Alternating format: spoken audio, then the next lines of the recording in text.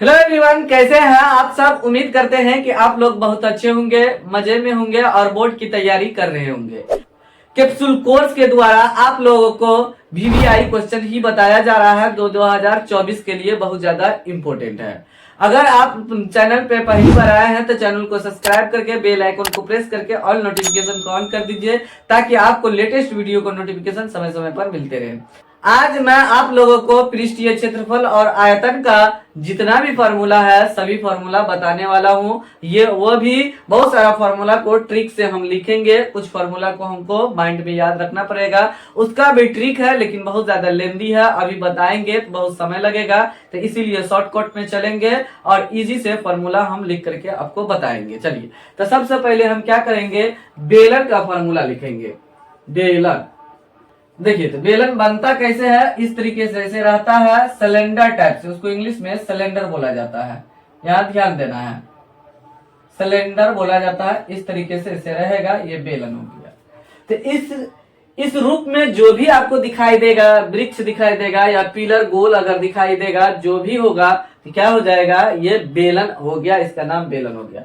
इसका वक्र पृष्ठीय क्षेत्रफल, संपूर्ण पृष्ठीय क्षेत्रफल और आयतन लिखेंगे। तो किस तरीके से हम लिखेंगे, यहाँ ध्यान देखते रहिएगा।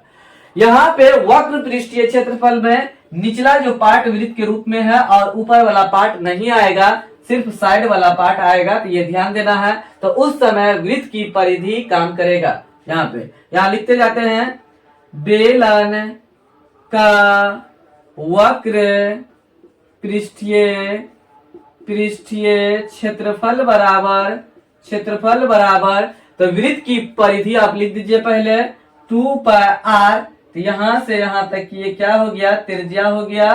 तो हम क्या करेंगे, यहाँ से यहाँ तक ये क्या हो गया, ये ऊंचाई है यहाँ से यहाँ तक, ये ध्यान देना है। तो हम क्या किए, यहाँ वृत्त की परिधि लिख दिए और ऊंचाई से आप गुना कर दीजिए, तो हो गया बेलन का वक्र पृष्ठीय क्षेत्रफल 2 पाई r। देखिए कितना सिंपल है। बेलन का संपूर्ण या पूर्ण या संपूर्ण बात एक है, संपूर्ण पृष्ठीय कभी कभी पृष्ठीय को पृष्ठ भी बोला जाता है, पृष्ठीय क्षेत्रफल बराबर। तो इसी फॉर्मूला को आप पहले लिखिए 2 पाई r h, और जब संपूर्ण पृष्ठीय क्षेत्रफल निकालेंगे तो नीचे वाला जो एक वृत्त के रूप में दिखाई दे रहा है और ऊपर में जो आपको दिखाई दे रहा है, दोनों क्या हो जाएगा, उसका एरिया हम इसमें जोड़ देंगे वक्र पृष्ठीय क्षेत्रफल में, तो संपूर्ण पृष्ठीय क्षेत्रफल हो जाएगा।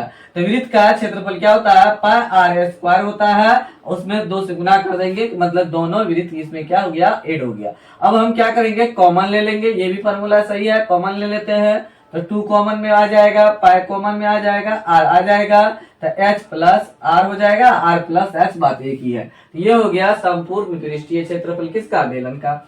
उसके बाद बेलन का आयतन, तो बेलन का आयतन बराबर आयतन को कभी कभी धारिता भी बोलते हैं, बहुत सारा जगह बोला जाता है, ये ध्यान देना है। इसको धारिता भी कभी कभी बोला जाता है। तो बेलन का आयतन बराबर, तो आयतन किससे संबंध से जुड़ा हुआ है, वृत्त का क्षेत्रफल। वृत्त का क्षेत्रफल आप लिख दीजिए पाई r स्क्वायर और ऊंचाई से गुना कर दीजिए, क्योंकि इसमें हाइट बढ़ गया तो क्या हो जाएगा, पाई r स्क्वायर h हो गया, बेलन का आयतन निकल गया। चलिए, उसके बाद अब हम क्या करेंगे, शंकु को देखते हैं। यहाँ पे ध्यान देना, अब शंकु को हम लेंगे। शंकु, तो शंकु कैसे रहता है, तो सबसे पहले देखिए बेलन को लीजिए आप। बेलने से हम क्या करेंगे, शंकु का फॉर्मूला लिखेंगे, थोड़ा सा दिमाग लगाएंगे, इजी से हो जाएगा। अब देखिए बेलन रहता कैसे है, देखिए यहाँ पे एक बिंदा लिए, यहाँ से इसको ऐसे मिला है और यहाँ पे आपको समझ में आ गया होगा। तो जितना हाइट इसका है बेलन का था, उतना हाइट क्या हो गया, इसका भी हो गया। त्रिज्या देखिए यहाँ पे r है, यहाँ पे इस तरीके से होगा, ये हो जाएगा यहाँ से लेकर के यहाँ तक, ये तिर्यक ऊंचाई हो जाता है, इसमें यूज होता है, तो ये ध्यान देना है।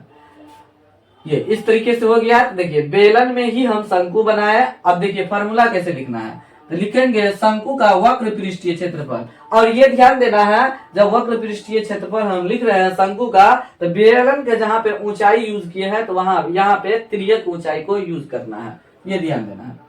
शंकु का वक्र पृष्ठीय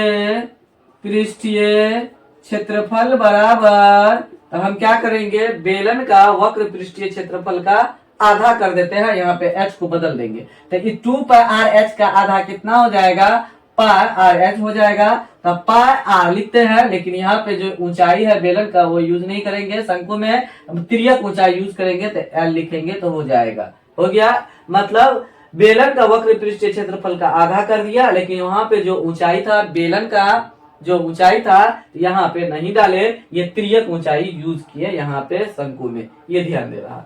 बस तो इसी से फार्मूला लिखा गया। अब इसी फार्मूला को एक बार और लिखेंगे, किसमें, शंकु का संपूर्ण पृष्ठीय क्षेत्रफल बराबर पाई आर एल और जोड़, तो नीचे में क्या दिखाई दे रहा है, एक वृत्त दिखाई दे रहा है, तो वृत्त का क्षेत्रफल पाई आर स्क्वायर हो जाएगा।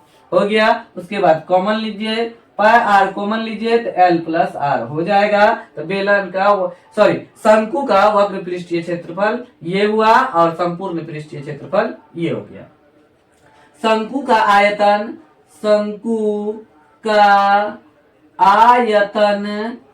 बराबर, तो बेलन का आयतन को पकड़ते हैं तो ये क्या कह रहा है, पाई आर स्क्वायर एच, इसी को आप चिपका दीजिए, बेलन का आयतन लिख दीजिए और बट्टे में 3 कर दीजिए, तो क्या हो गया, ये शंकु का आयतन हो गया। देखिए बेलन का ही कुछ फार्मूला दिमाग लगा करके शंकु में लिखा गया। देखिए कितना इजी फार्मूला है जिसको हम रटते रहते हैं, थोड़ा सा अगर आप दिमाग लगाइएगा तो आप इजी से फार्मूला को लिख सकते हैं और सदा के लिए याद रख सकते हैं, परमानेंट के लिए आप कभी नहीं भूलेंगे। जो रट्टा मारते हैं, रट्टा मारने की आवश्यकता नहीं है, इजी से आप लिख सकते हैं। फिगर को समझना है, कुछ बात इसमें लॉजिक लगाना है, इजी से हो जाएगा।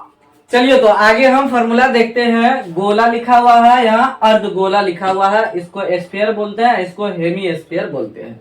तो चलिए तो गोले का आयतन लिखते हैं, यहाँ पे ध्यान देना है। तो गोले का आयतन लिखेंगे, गोले का आयतन बराबर क्या हो जाएगा, 4/3 पाई आर क्यू हो जाएगा। इस तरीके से हो गया। अब गोले का वक्र पृष्ठीय क्षेत्रफल और संपूर्ण पृष्ठीय क्षेत्रफल दोनों एक ही होता है। कभी कभी ऐसा बोल देगा, गोले का वक्र पृष्ठीय क्षेत्रफल ज्ञात कीजिए, तो ध्यान देना है, गोले का वक्र पृष्ठीय क्षेत्रफल और संपूर्ण पृष्ठीय क्षेत्रफल दोनों का फॉर्मूला एक ही होता है। तो लिखेंगे गोले का संपूर्ण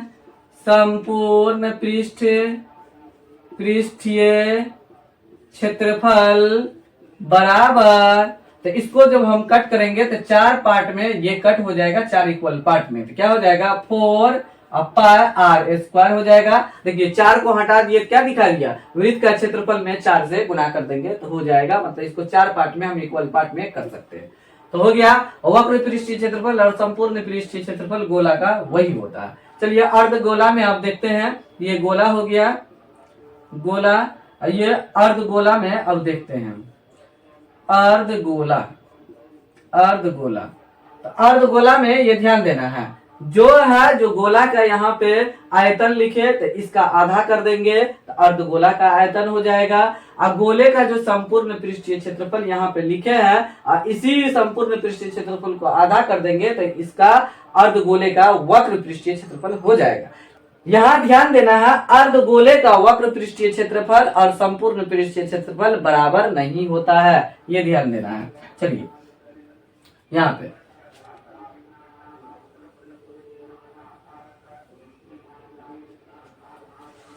यहाँ पे ध्यान देना है, अर्ध गोले का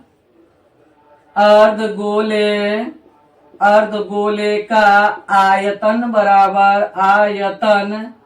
बराबर इसका आधा कीजिए, तो इसका आधा कितना हो जाएगा, तो ये आधा मतलब 2 से इसमें भागा देना है तो ये हो जाएगा 2/3 पाई आर क्यू हो जाएगा। इसी का आधा कर दिए तो हो गया।